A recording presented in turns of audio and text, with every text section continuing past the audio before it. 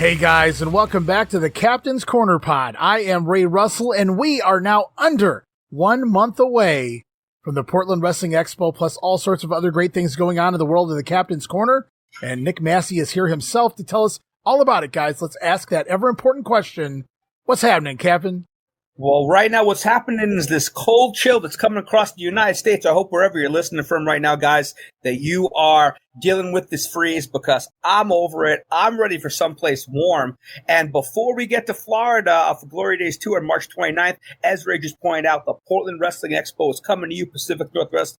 Get ready. Saturday, February 22nd, the first ever wrestling convention of its kind takes over the Holiday Inn Portland Airport. We've got me, Mike Miller, the Grappler, Nord the Barbarian, Moondog Moretti, Top Gun, Ricky Santana. So many fantastic Portland legends team up with Eric Bischoff, the Boogeyman, and some stars of today too, like Jordan Blue, Rebel Kel, Hotshot Ricky Gibson, and it's going to be one for the ages.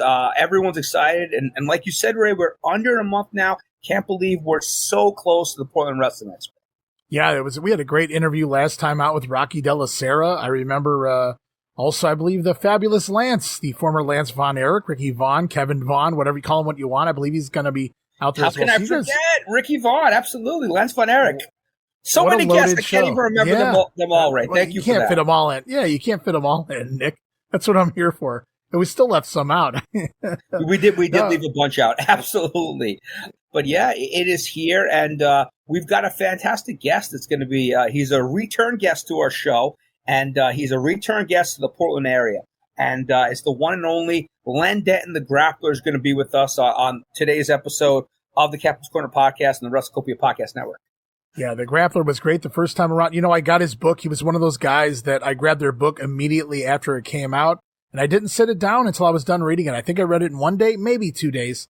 And I went right through it. It was such a fun read to, learn about his career behind the scenes. And obviously just another legendary star of the 1980s was the Grappler, but he went through Portland and he stayed there for quite a long period of time. So curious to see what stories come out this time around. He told so many the first time, Nick, but you've got, with the Portland Wrestling Expo right around the corner, you also have some other things up your sleeve.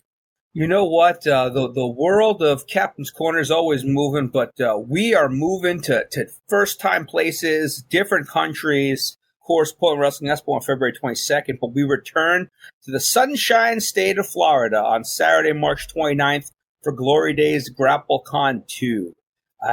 Brother. You're picking up what I'm putting down, Gordon. The Residents in Tampa Suncoast won't be the same as we return to Lutz for what's a WCW reunion. We got Double A, Arn Anderson, the Russian Nightmare, Nikita Koloff. Wow, I'll give you a fresh name. We've got Bill DeMott coming in, NWO Sting, Colonel Parker, Bunkhouse Buck, Glacier. The list goes on and on and on. Fan favorite David Penzer. Jimmy Jett will be making his first ever convention appearance. That's and then fun. a lot of younger names will be joining us too, from Shine Wrestling, Eva Lise, Lexi Gomez. It's going to be a fun day in Lutz, and man, I can go for a frozen drink and the beach more than ever right now, Ray. I can only imagine what it would be like to be sipping a cocktail on a beach somewhere right now with a minus 21 degree wind chill here in Ohio. So yeah, get me the hell out of here, Nick. It's going to be a fun time. You talked about all the great WCW stars. Of course, Ming's going to be there. I will always refer to him as Haku, but since this is a WCW reunion, I totally get it here. So what a roster of talent. Lots of fun. If you ask me, what guys would you come out for, Ray? I would tell you literally Ming, Rob Parker. I always loved Robert Fuller, watching him on ESPN when he worked in the Dallas territory with Jeff Jarrett. That's how I got to see him when I was young. And Bunkhouse Buck was always fun. Jimmy Golden. So lots of guys on there that if there was somebody I wanted to come out to see, they're literally right up my alley, this list of talent you're bringing in. Well, I hope you can make it, Ray. Thanks again for picking up another name. I don't even know how I forgot. An absolute legend in and out of the ring with stories like him. He's the pro wrestling's Chuck Norris. The one and only Haku, a.k.a. Ming, is a part of Glory Days. And we've got events throughout the day. So not only is it a convention signing, but as you saw at Glory Days 1, Ray, There'll be panels there. We're going to be doing a screening of Glacier's movie, The Unbreakable Bunch, to where, you're able to watch a movie with Glacier and Ming, and then, have a Q&A as soon as the movie's over. We're doing the history of WCW panel. All the stars that we named are going to be a part of it. And then, of course, we're closing it down with Suds with the Studs, where you can drink a natty with the Natty Daddy, Robert Fuller himself, and Jimmy Golden, his cousin, a.k.a. Bunkhouse Buck. So it's really going to be a full day of autographs, photographs, fireworks, and some carbonated bevs. So I hope everyone can get their ticket now. We've only got 3 VIP tickets left. We didn't sell our VIP tickets at the last Glory Days until the day of, Ray. And now we have only 3 left and a little over 2 months out. So we're expecting an even bigger show this time around for Glory Days 2 on March 29th. Yeah, it sounds like it, man. And I can see why. I mean, my God, not that the first one was too shabby itself, but man, just getting bigger and better as the months go on here in the Captain's Corner. All the things you have your hands in right now. I know you're headed to Montreal later on this year as well. You got a lot going on, Nick. We sure are, Ray. And it's funny to think the Montreal show, it's in September 20th at Hotel Ruby Foos, which is right outside downtown Montreal. And once again, like Portland, we like to go to places where pro wrestling conventions haven't been. And this is going to be the first pro wrestling convention to ever hit Montreal. And we haven't announced names yet. Names are going to start being announced next week. In 2 weeks. We're going to have names announced from February on. The tickets will go on sale in early March. But my partners and I and Live Wrestling Auctions LWA, we really want to give Montreal something that they can sink their teeth into. I can tell you, based on the lineup, we do have guests already signed. So based on the lineup that we've already have locked in, it's going to be a great blend of stars of the 80s, 90s, and there's even going to be some territory guys for international wrestling that haven't done many conventions before. So I know I love going to Montreal. I haven't been to Montreal in about, I think, 11 or 12 years now. So it'll be fun going back there and to be able to host and be involved in the first pro wrestling convention in the history of Montreal. It's going to be pretty big. I'm excited. I may have to go grab a new passport. I haven't renewed one in many, many moons. So I got to renew mine something too. I got to do. I got to renew mine too. So we're in the same I've never boat. ventured up into Quebec, so that would be a new territory for me, literally. But no, I usually venture around the Ontario part of Canada, but that would be fun, definitely, especially considering some of the talent that may be involved with the old Montreal territory. Well, I will drop a hint to where we are bringing in a sibling of someone that's at the Portland Wrestling Expo. So I'm not going to say who that is, but if anyone is familiar with international wrestling through the mid 80s, 84, 85, 86, this person and his brother had a run there. And this is someone that's already announced for the Portland Wrestling Expo. So his older brother is one of the guests in Montreal. And that's someone that, I've been fortunate. I've worked with, between 500 and 600 guests at this point with Captain's Corner. But anytime I get to work with someone from the territory days that made their mark known in the territories and maybe doesn't get the same coverage or make the same amount of appearances nationwide or even international as other names that were in the WWF mostly, or WCW or AWA, I really enjoy working with those guys because those guys, they lived that life. They were full-time wrestlers. They were in different territories, and most of the times they're as honest as anyone with their stories, because they don't have anything to lose, So working with that person and a few of the other guys that made up international wrestling in 85, 86, that don't do a lot of appearances, that's going to add a unique flavor to the show to keep it true to that local flavor. And then we're going to bring in guys that, that were in Montreal, but from the WWF, or might have made an appearance or two with international wrestling. Maybe they didn't work the whole territory, or maybe they went in after WWF, but yeah, there's going to be a good blend today's names with legends from the 80s and maybe even legends from before that. And we've got a really fantastic event that's never been done before. That's going to be the Friday night near Ruby Foos. Details on that. I'm really excited about that. It's going to be another drinking related event. So Ray, if you're coming to Montreal, and Friday night could be a long one. That's all I'm going to say on air. I'll take it. I will never turn down a drink, Nick. You know what? I don't blame you. Cheers to that, as we say. And then you can't forget, while we're going over the convention calendar, when it's crazy to think that we're still in January and we've got convention stuff announced through the fall. But the return of the Wrestling Classic is going to be Saturday, June 14th.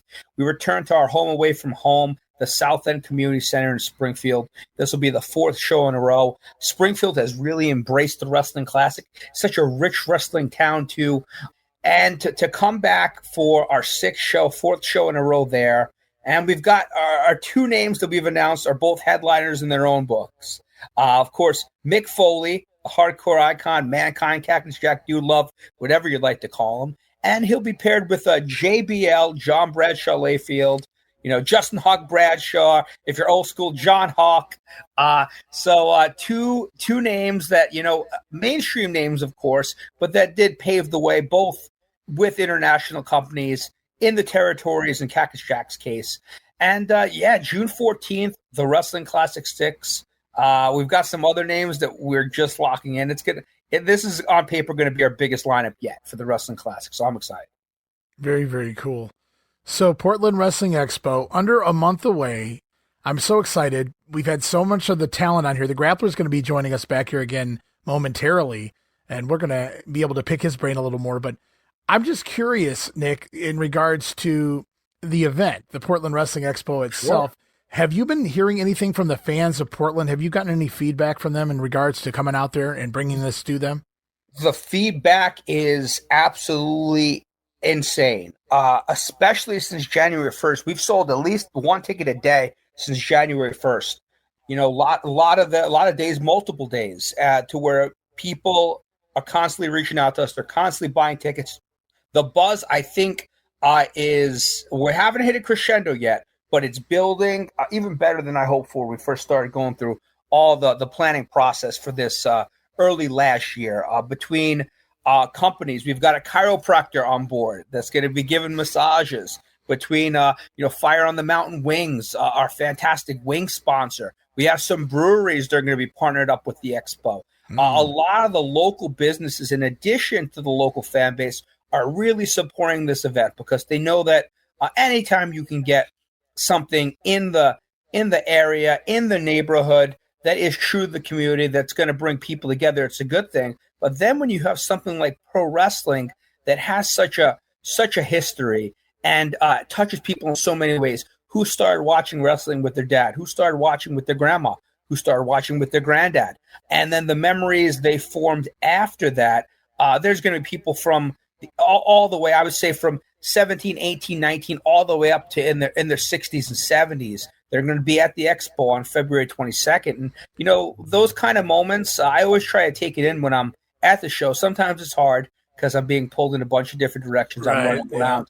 But I always try to step back for at least a minute and just take a look around the room and just see which wrestler is talking to which wrestler, which fan is getting an autograph from which wrestler at that exact moment. And there really is a buzz that's created when a group of people with like-minded interests and like-minded experiences get together in a room, and it makes it bigger than the room itself. And that's probably what I'm always chasing when I'm doing conventions, just creating an event that becomes something of its own. And this Portland Wrestling Expo, it's kind of what directly led to doing something in Montreal, just the excitement of being able to give people an event that, there's meet and greets in New York and New Jersey and Pennsylvania and California. And then, we have our convention in New England, but there are other places in that area that do signings. But in Portland area, in the Pacific Northwest, there's not a ton. So because of that, I really feel like this event has really brought out some wrestling fans that maybe haven't even watched the product in more than 30 years. Maybe they haven't watched the product since 1991 when Don Owens started, getting ready to close down and then lost TV. So there's a lot of people that are excited to see the wrestlers from the past, but I think there's a lot of people too that are just excited to connect with maybe people that they used to go to the matches with in the 80s and 90s, hoping they may see them again, making plans to come back home for the expo. So that hearing those stories and to anyone listening, reach out. I'm very accessible via Facebook or, even head on over to pwexpo.com. There's an email posted there. Tell me your experiences. Let me know where you're coming from. And I try to respond as quick as I can. But I love hearing those stories. There's someone that's taking a military leave that's coming home for the expo, he's I'm not gonna give his name, but he's gonna make a trip just specifically for the expo. He's gonna still got some family in the area, but he hasn't been home in years. There's other people that bought their plane tickets months ago and are planning vacations around this. And then of course all the local people that are, maybe within 30 miles, 60 miles, but there's some local people that are driving hours too. Like everyone's got their own unique story on what Portland wrestling or even wrestling in general meant to them.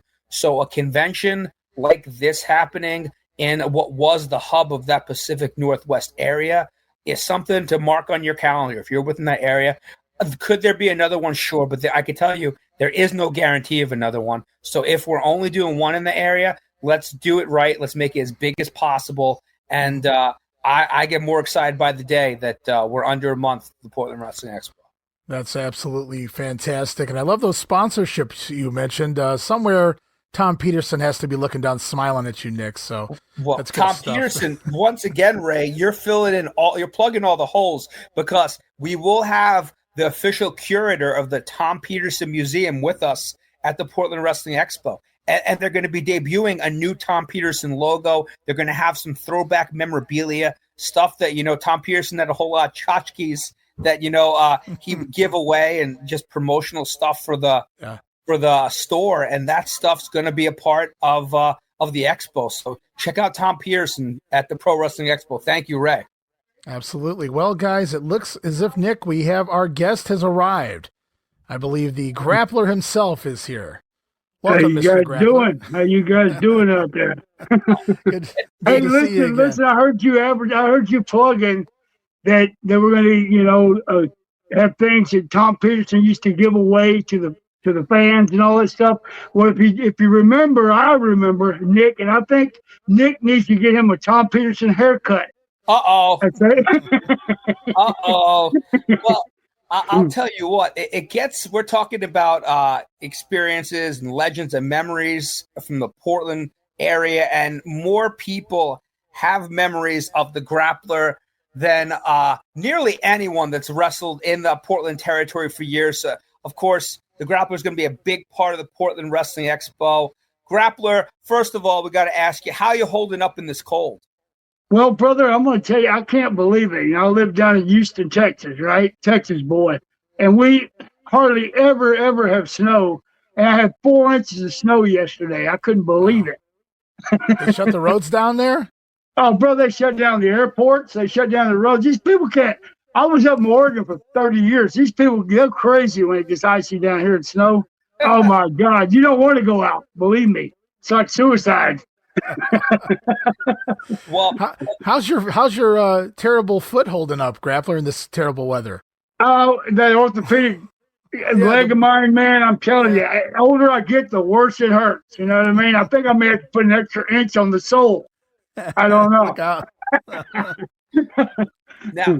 Now, Grappler, hard to believe, but we're right under a month now when this is released to the Portland Wrestling Expo, February 22nd.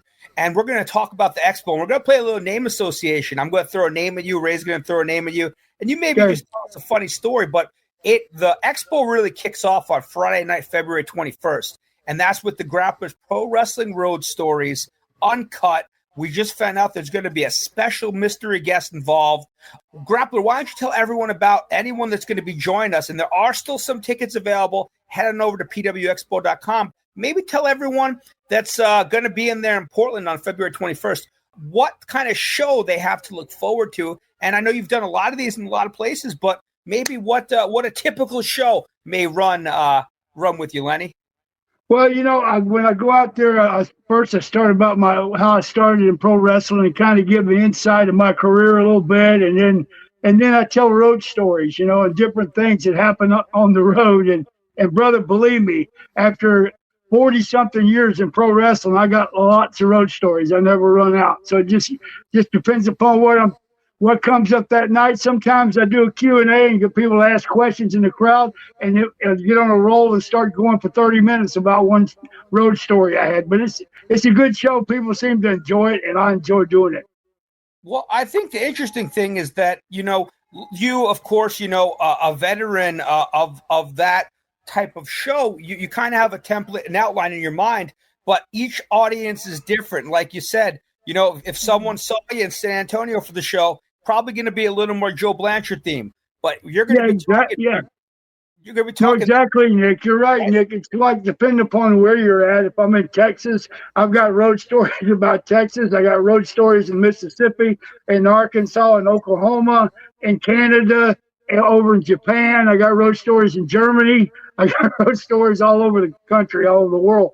And so it kind of clicks on about where you're at, what area you're in, what people associate with it, but what state or wherever you're at. But that kind of gives you an idea of the way the show goes and the best way to carry it. You've been carrying shows for years, Grappler. I'm sure you got one more in you on February 21st. I know Ray had a question he wanted to hit you with before we play the name association game. For a lot of the names are going to be at the Portland Wrestling Expo, but Ray, why don't you take it right over to you? Yeah, what's going on, Lenny? Good, buddy. Good. Thank you. Thanks for having me on your show, by the way. Yeah, absolutely. Well, I was telling Nick, earlier, yours was one of those books I had to grab as soon as it came out. So I read that book. I need to read it again, because it's been so many years. So a lot of the questions I might ask you here, they're coming back to me. The answers are coming back to me as I go to ask you the questions. Yeah. But I was going to go back to the Mid-South territory with you real quick before we dive into some Portland names. And I know you worked with a lot of the talent there. During the peak years, the Freebirds were kind of doing their deal. And then obviously Dog and Bob Roop came in there. DiBiase was there. There was a lot of top stars, and you were right in the mix of all that. And I remember you stating specific reasons why maybe Bill Watts tried to book you to put you in your place, maybe down the two. Yes, remember he did. Correctly in the yes, he did. Yeah. What happened with Bill Watts is, after I thought about it it's kind of a hard one. It's like Bill Watts was pushing me as a grappler, and that was my first real break, and I was drawing money and getting over it. Everything was working great. And then my dad decided to get into wrestling, promoting wrestling, right? And so he was living in Texas. And so Watts' TV kind of ran over into Texas from Louisiana and all around Arkansas and everywhere. And so my dad decided to do some spot shows. And, I'm on top with Bill Watts, okay, working main events all over. I'm on his TV. He's featuring me every week as his main event. I'm kicking ass all over the place. And now my dad runs a spot show and books me on a day I'm off in the main event in his town. Well, that's kind of, back in the day, that's called opposition, right? But in my mind, I was thinking, look, he's not hurting nobody. I mean, we don't even go to those towns, but Watts' TV still went in there, but Watts, it pissed him off big time. And he came to me and he looks at me and he goes, hey, you pick between me and your dad. Now, what would you tell him, okay? and so, I mean, come on. I wasn't but 22 years old to start with, okay? But after years went down the road, and of course, from there, I give my notice and said, to hell with it. And so he said, look, he comes and tells me, which I didn't know this was all planned ahead of time. I got you booked with Crockett in the Mid-Atlantic territory, which I'd worked before when I was younger. He says, and Ole Anderson's a booker, and he's going to bring you in and put you in Super Destroyer. You're going to beat the Youngbloods for the world tag titles, and you'll make some money from there on. Well, that was all bullshit. That was just a con to get me to say, okay, we'll go. And so when I went, Ole starved me to death. Okay. And then when I went in and Ray told about my check, Ole said, well, next time you won't screw Watts over, will you? Wow. Oh, dude. Oh yeah. That really goes in together too. You and Super D are like on TV for like a week during that period. Yeah. And the thing was, brother, then they split us up too once we got there. But I thought about it after all these years, and if I was Bill Watts and I was paying for TV time and I was doing it, I'd probably be just as pissed as he was. I don't know if I'd have went as far as trying to bury the guy for his whole career, but I might have been I might have fired the guy. Okay, as far as it would have went, but he was pretty vindictive that way. And so, but I understand where he's coming from. It took me a long time to get myself back to the top where I made the right money again because his name was known out there with all the promoters. And so finally, I overcame it. Thank God. Thank God I started wrestling young. It took me a long time to overcome it. No, that's cool. And, telling that story, you put another puzzle piece in place because you go back and, on the WWE, the network, they have the old Mid-Atlantic footage, and there's just that little brief hiccup of time where you and Super Destroyer are on the air as a team, and then you're just gone. And I'm like, what the hell was that about? Yeah, because you guys are established enough. Yeah. We thought we were fixing to get our big push.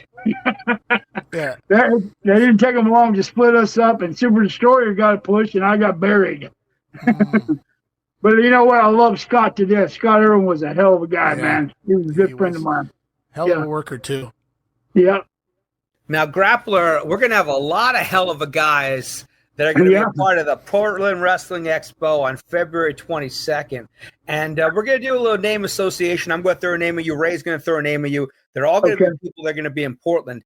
And when we're talking a hell of a guy, someone that you're very close with, someone that I've had the pleasure to work a lot with over the last 5, 6, 7 years, Nord the Barbarian, John Nord is coming to Portland. There's a lot of characters that you've met during your time in the wrestling business, Lenny. Nord's got to be up there. When you think of John Nord, you got to tell us maybe a John Nord story or just a funny memory you have. Okay, I'll tell you one. Johnny is, believe me, brother, he's one of the best friends I ever had. I love the guy to death, We talked this morning, actually, okay? And so, and I said, hey, man, you got to get a hold of Nick. He's trying to get your airline tickets, you idiot. anyway, he goes to Portland. He goes, but Johnny, when he came into Mid-South, okay, for Watts, that's when I was getting my push, and that's where I met him. He came in, and he was, he had worked for Gagne over in Minnesota for a little bit. He was green as grass, And so I would never forget the first day we were at interviews, which we did on Tuesday mornings at Channel 12, and I think it was Channel 2 then there. But anyway, we're at the TV station, this big room, all the wrestlers, get ready to cut. We got to cut an interview for every town in the market, and they put that on the air.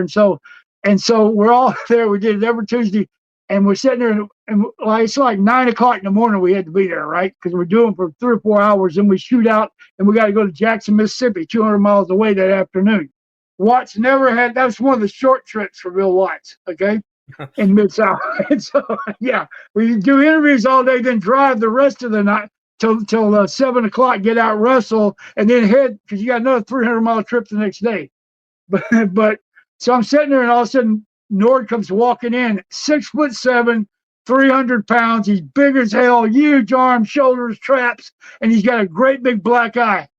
And I go, please, God, let him be a heel so I don't have to work with him. Please let him be a heel. And you could tell he was green when he walked in. It's just the way he carried himself.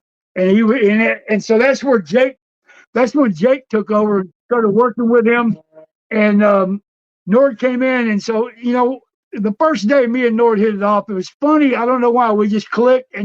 But Johnny was the type guy that was just, he was out there, but he's wild. He liked to drink beer like me and Murdoch. We just had a blast going up and down the road.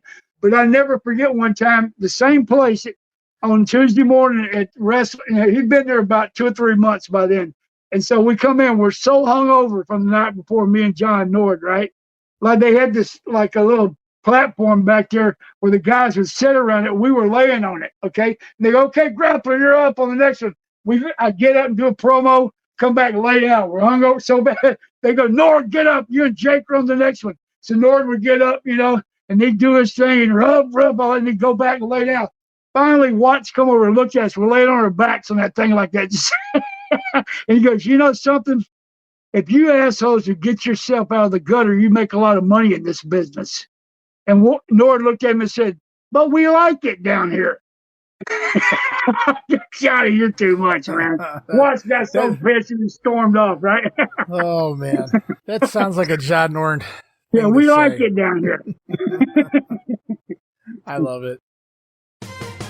Hey everybody, Gene Jackson here, inviting you to check out the Retro Wrestling Review, where each week I'm joined by some great co-hosts who help me review classic episodes of USWA Championship Wrestling, and right now we are doing week-by-week reviews of 1993. But we don't just do reviews, sometimes we get a chance to interview some of the people who were there and lived it, plus do watch-alongs. It's a lot of fun, so check out new episodes that drop every Wednesday at WrestleCopia.com, and to find links to everything associated to the podcast, you can go to USWApodcast.com.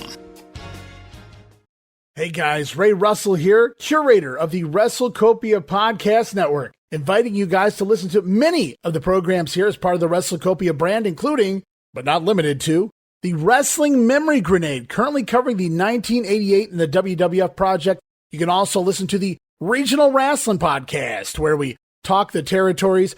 You can also listen to the Wrestling Stoop with the legend himself, Bob Roop. But that's not all. You can also check out the Pro Wrestling Academy with the professor of Pro Resu, Mr. Dan Ginnity. Dan and I go back in time and cover the history of Japanese professional wrestling in the English language. And you can listen to all of those shows and more, all part of the WrestleCopia Podcast Network, located over at WrestleCopia.com. That's WrestleCopia.com, and anywhere your podcast streaming needs are met. And while you're at it, why not subscribe to our social media guys for all the latest goings on here at the WrestleCopia Podcast Network. Plus, I'm constantly adding old school video clips and pictures from throughout wrestling history. You can follow us over on X, formerly Twitter, at Wrestling Grenade. That's at RASSLIN Grenade. Also, follow and like me, Facebook.com/Wrestling Grenade. And why not subscribe to YouTube.com/Wrestling Grenade. And of course, now would be a fantastic time to become a WrestleCopia patron over at Patreon.com/WrestleCopia. That address again, Patreon.com/WrestleCopia, where you get so many gifts, including all of my insanely detailed show notes for every episode of The Grenade Show, Regional Wrestling, and the Monday Warfare podcast. You'll also get early access to a lot of the podcasts here on the WrestleCopia brand, where you can listen days and sometimes as much as a week earlier than the rest of the listeners. But that's still not all, guys. You also get at least a dozen digital downloads for your viewing and reading pleasure each and every month, plus random bonus video drops, and of course, the Patreon exclusive Watch Along series covering many past WWF and WCW events. And if that's not all, videocasts, also now a part of Patreon. No subscription, cancel anytime. Give it a try for a month, guys. I think you'll like the content that I offer, and every penny of it goes right back here into paying the bills. So if you're looking to support that next up-and-coming podcast brand, please consider making it WrestleCopia. Help me pay some of the bills to keep the WrestleCopia Podcast Network and all of the great shows here up and running for the months and the years to come.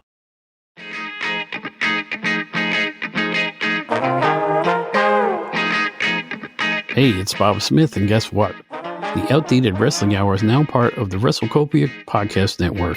But hey, no fear, you're still going to hear the unique guests, comedy, music, authors, journalists, funny people. Who knows who's going to end up on the Outdated Wrestling Hour? Remember, it's all new and all old. So check it out in the WrestleCopia Podcast Network and wherever you get your podcasts. Listen if you know what's good for you. There's so many guys that you're going to be meeting up with for maybe the first time in a long time coming up at the Portland Wrestling Expo. One of the ones that, piqued my interest because he spent quite a bit of time there throughout the mid to late 80s was Mean Mike Miller. Carried around Lucille, the board. Yeah. Mean Mike, it's funny you say that. Like I moved back to Texas, and from Oregon, and I was here for a couple of years. I met this guy I used to know, lived in Tennessee, and I moved to Bolivar, Tennessee. And Mike Miller lived there. Right. That's where he's from. Okay, so me and Mike, like the last couple of years, I used to see him all the time. He'd come over and we'd barbecue and do everything. Mike's one hell of a guy. Me and Mike, I worked with him a lot. And when you talk to Mike, the first thing he's going to say, if you ask him about the Grappler, he's going to say, yeah, I still got a scar from the chair where he hit me in the head. Talking about Portland wrestling one time. Right. I potatoed the hell out of him. I didn't mean to, but it knocked the hell out of me. he had to get stitched up. But he hadn't forgot that. But yeah, Mike was there a long time, and he was a good draw, and he was a good, hell of a guy. He's a nice guy too. Fun talent. He could play both sides of the fence, but I loved him as a heel. Mike, me too. I like when he's a heel too myself. Yeah, I actually did myself. Now, another name that doesn't do a lot of appearances, and Grappler, I think you actually crossed paths with him outside of Portland, but he got his first big break in Portland. The one and only, once again making a rare appearance at the Expo, Lance Von Erich. He was known as Ricky Vaughn in Portland. Yeah, of course, the cousin of the Von Erich families. It's outside of Portland, but what are memories you have of spending some ring time, or maybe outside the ring with Lance? Well, no, when I was in World Class, Ricky Vaughn came in there, and he was working with the Von Erichs, right, as they're kin to them and all that. And I worked with him. I don't know how many times I worked with him, but I know a bunch of times I worked with him in tags, with the Von Erichs and all that. And I mean, I never did run the road with him or drink with him or go up and down the highway with him. But I mean, as far as working with him, I had never had a problem. We always, everything went along okay. You guys were on opposite sides of the fence. He was always playing the baby, and you were the heel. Yeah. In Dallas. He was with the Von Erichs, and they had their own, group. We had our own crew. Me and Killer Brooks and Brody and guys like that rode together. That sounds like a fun trip. Oh God, man, Frank was something too. Yeah. Well, he was just as stiff outside the ring as he was inside the ring. Okay. Oh man. He's keeping with the gimmick, man. Yes, sir. I remember one time. This is no kidding. This is not getting off the subject a little bit, but I was in Hawaii with Frank, right? And I used to work Hawaii a lot. And for Leo, that's when Leo Mobile was still alive. And me and Frank were in Maui, and we had like a day off, and then we had to do the show, and then we had to fly back to the Big Island. And so we got this day off and wake up and we're at the hotel and we're walking down the board, just walking, got outside. We're walking down the boardwalk and this guy goes, hey, man, listen, brother, hey, I take you guys marlin fishing right now, $50. I'll give you a hell of a deal, $50 to go marlin fishing. He really charges way more than that, but he said, for you guys, I said, Frank, come on. He goes, no, we got to go back to the room to squats. I go, what? Come on, bro, $50 you go marlin fishing. He goes, no, we're going back. Come on, let's go. Went back, did 500 squats in the room. Wow. There's Frank Brody, okay? Wow. Hardcore, brother. You spared a lot of Marlins their lives that night. I guess Brody did. No kidding. What about Ricky Santana? He's going to be there too. And Ricky, he was a great tag team worker. He was a great singles worker. Yeah. He was one of those guys that deserved a bigger break than he got. He would pop up and work for Crockett for a month or two here and there. I think even in '89, he came in for Ted Turner for a couple months, but he never got, he wasn't, I thought he always deserved more, much like you, really, on the national, get a big break. I appreciate like that. Ricky Santana, but I guarantee you, he's not, if he has to stand up in front of the crowd just at the sign and Saturday morning, he'll probably do it, because every time he sees me, he tells the story about when he pissed on my boots when I was on the payphone, back before we had cell phones, because I wanted to kill him, man. He loves to tell that story to everybody. You got to ask him about it when you talk to him. Yeah, I never heard that story. I can't. Yeah. I'll get when I do. Well, Ricky probably won't be there. If you want me to, I'll tell you now. But what happened was we went to Eugene every Friday. When you worked the Portland territory, and so we got in the habit. We'd come back. It's only a 100-mile trip, so we get back early, and so we'd meet at this place where there was a bar, and the guys would go in there and shoot pool. And so we'd all end up in the bar shooting pool, and we wouldn't get home at 2 o'clock in the morning from a 100-mile trip, right? And so I'd done that 2 or 3 times in a row, and my wife was just losing it. Say, hey, listen, how come it takes you so long to get home from Eugene? She goes, tonight you better not. I told her, you better not stop at that bar. One of those, Anyway, so she goes, you better, she's threatened me for everything in the world. You better come home. You better not go to that bar. If you care about me, that kind of deal. I go, okay, honey, I promise. Don't worry. So as soon as the guys hear I ain't going, they start going, man or mouse, squeak up, weasel, all kind of stuff. Oh, who runs it? I guess your old lady runs it. Ricky and At Dave Sierra, they're just riding me all the way back. Man, they're a mouse, all kind of rally, all this thing. So finally, I got a few beers in me. Of course, I got mustered up some courage, and I said, hell with it. Look, I got to give her a hell of an excuse. So I'm going to call her. You guys just sit in the car and be quiet, okay? Al Madrill was one of the guys, too. So you guys be quiet. And I stopped at the payphone right in front of the bar. Like, we didn't have cell phones yet. I got out. I'm going to call her from the payphone. I get on the phone and say, hey, Katie, how you doing? Hey, honey. All of a sudden, Ricky gets out and starts taking a leak right on my brand new cowboy boots while I'm talking on the phone. I can't scream and holler because I'm trying to act like I got a flat tire. You know what I mean? And I got a serious problem going on. Anyway, he loves to tell that story on me. That's a good one. I can't wait to hear Ricky's version of that. Yeah, you got to hear his version. At the expo, I'll have to bring that up. You got to, yeah. Someone else that I know you actually put me in touch with that's going to be at the expo, Grappler, and everyone that buys a general admission ticket, they'll be able to get an 8x10 of the last Pacific Northwest heavyweight champion, and that's actually C.W. Bergstrom.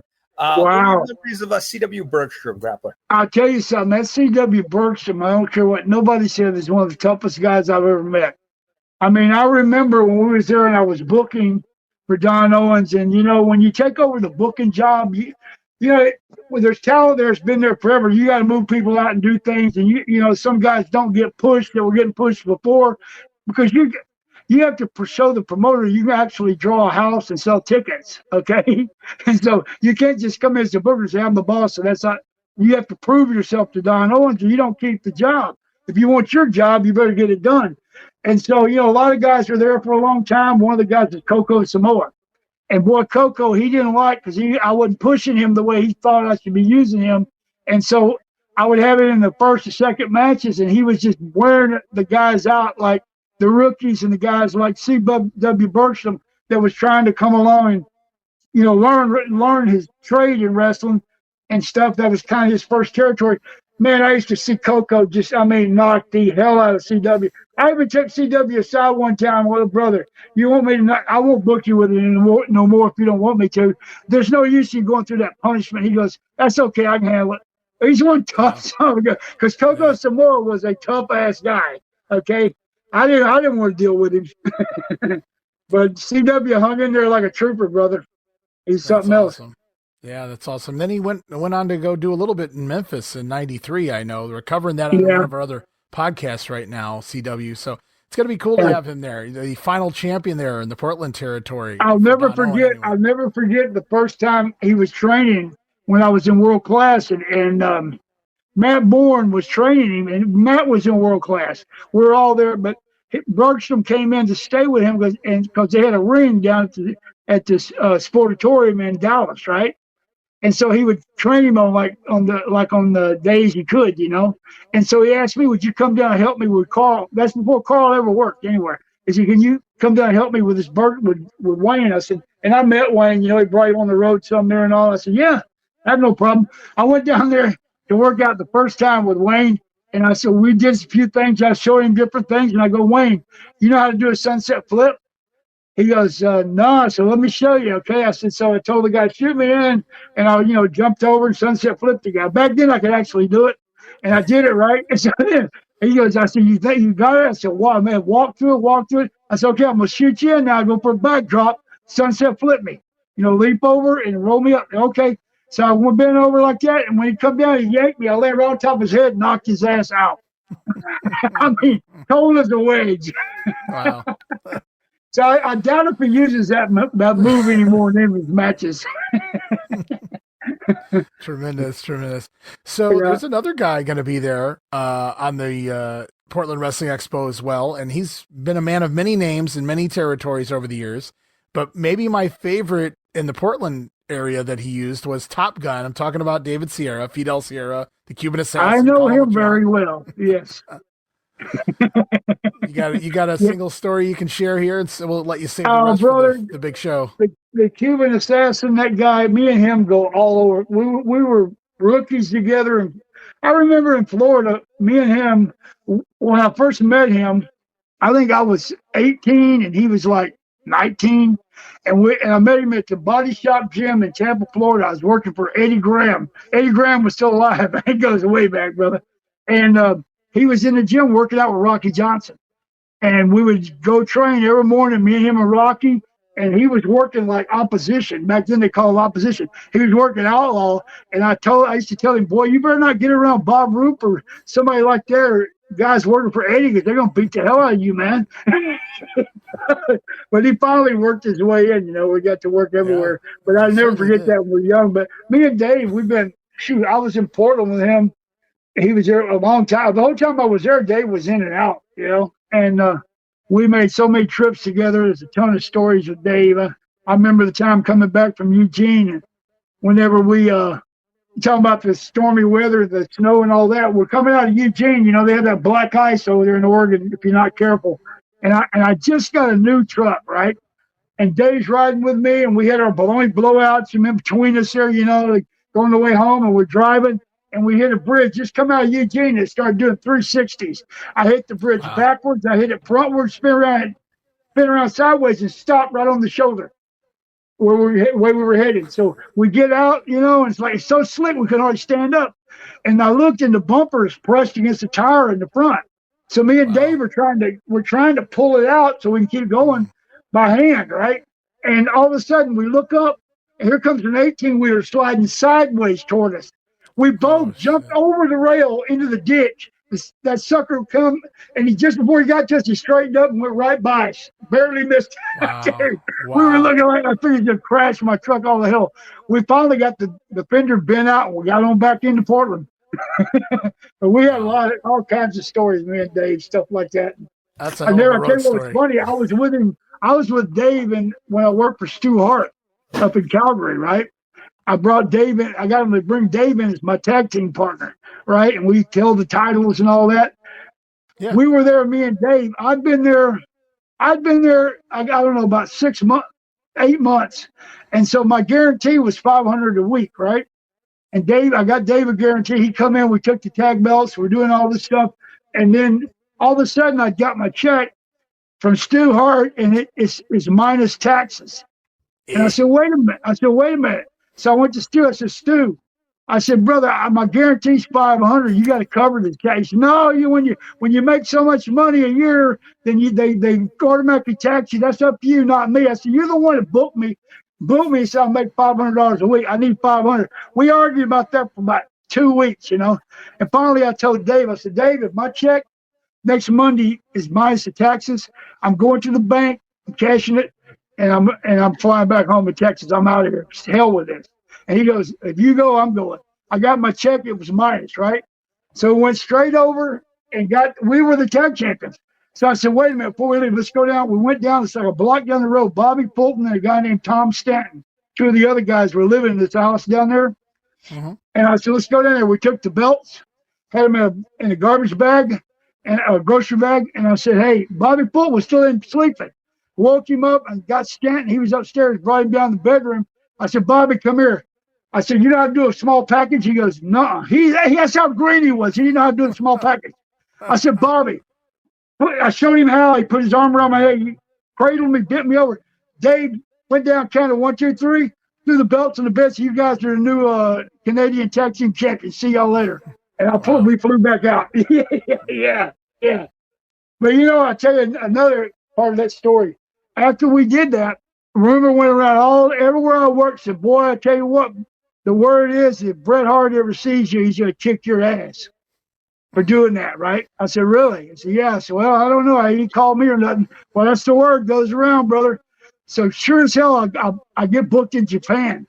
I fly into Tokyo, go to the Kyoto Plaza, get out of the cab, go in, push the elevator, got checked in, push the elevator. The door's open. There's Bret Hart. I said, hey, Bret. He says, hey, brother, give me a big hug. He don't even know what the hell they're talking about. That's how the boys do. They make shit up. You know what I mean? Sure, absolutely. They would like to have seen that, but it didn't happen. Me and Bret are good friends, Now, of course, we talked about all the people that are going to be involved. Some of the people that are going to be involved in the expo. And anyone listening, as a reminder, head on over to pwexpo.com. got all the tickets for the Portland Wrestling Expo, the first of its kind pro wrestling convention to hit the Pacific Northwest, celebrating 100 years of the Owens family. It all starts the night before, though, with Pro Wrestling Road Stories with the Grappler. Hey, Grappler, rumor is I heard we might be hearing a little singing. Maybe they call me the fireman. You never know, brother. Hey, I've been I don't know if they want to hear me sing, but they might get it anyway. That'd be cool. So let me ask you something, Nick. So we got the wrestling matches, and then at 9 o'clock, they clear the building at 9 o'clock. I go on and do the uncut and uncensored road stories, right? Yeah. The next day we do the signing, and then we have the Q&A after that. And Joe V's going to be there to host the Q&A, I guess. Let's break some news. Let's break some news, Grappler.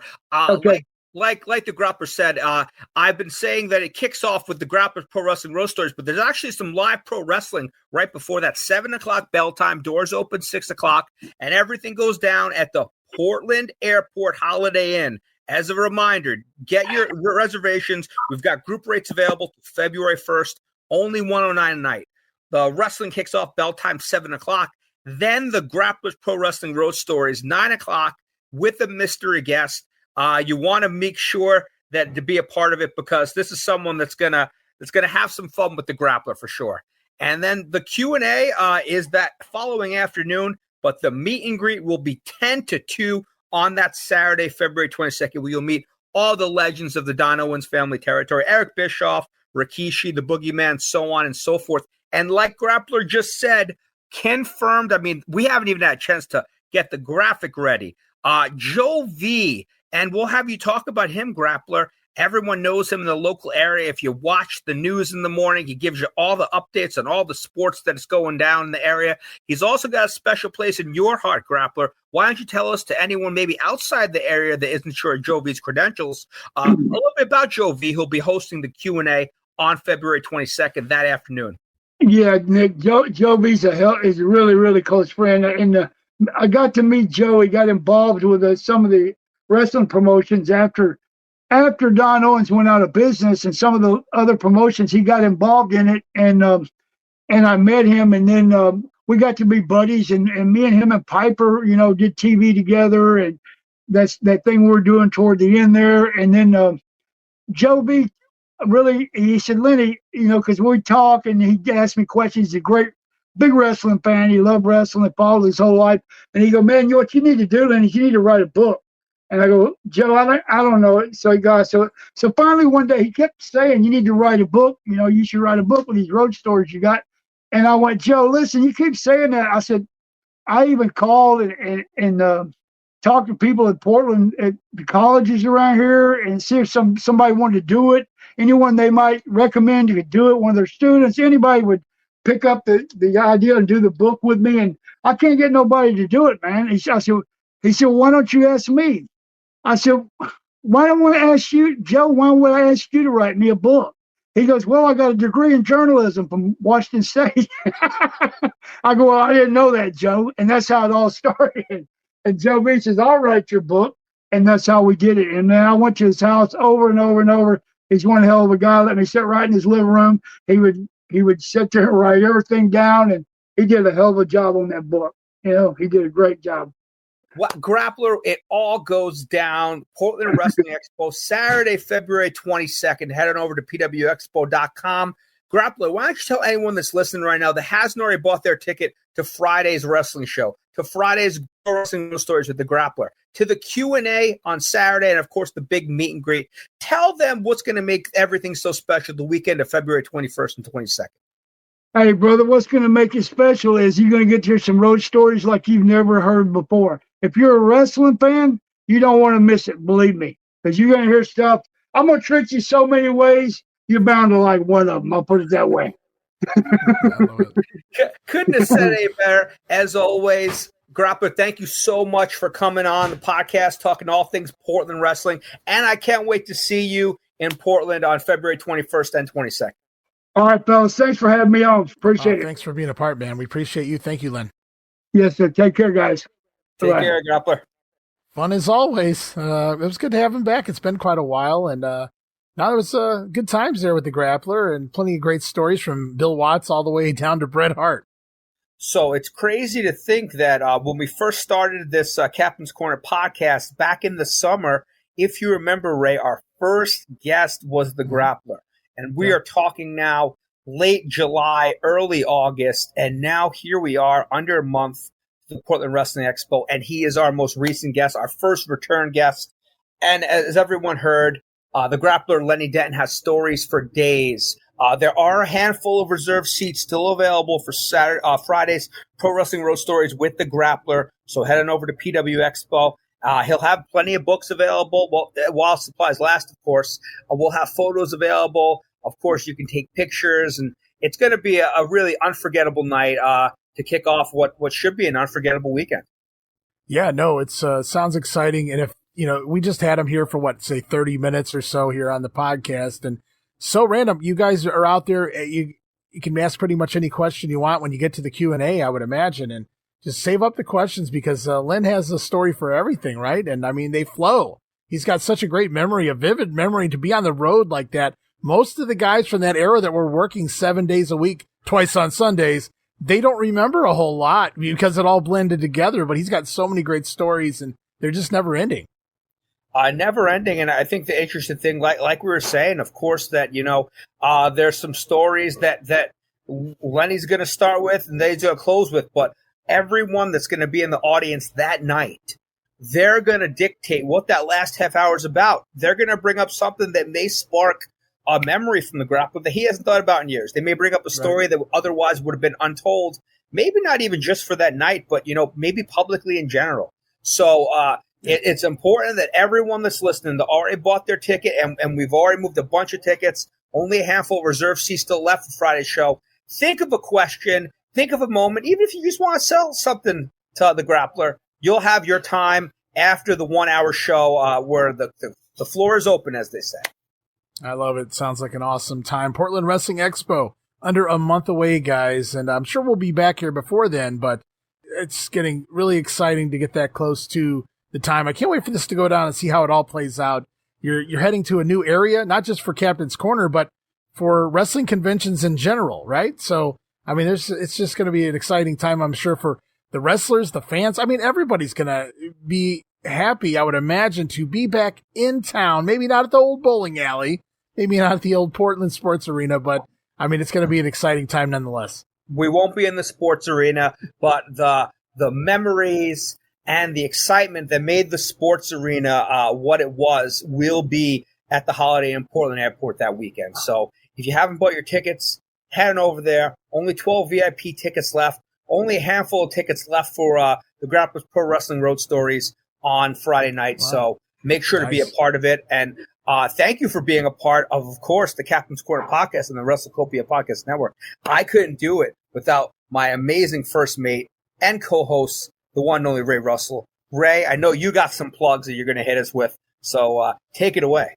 Yeah, absolutely. I mean, obviously, we'll get to your social media here in a moment, Nick, but you guys don't forget, you guys can also find all of the great podcasts over at WrestleCopia.com and all of your favorite podcast streaming platforms. Be sure to follow me on social media at X at Wrestling Grenade. Also, Facebook.com/Wrestling Grenade. Over 29,000 followers and counting right now over there on Facebook. Be one of them, guys.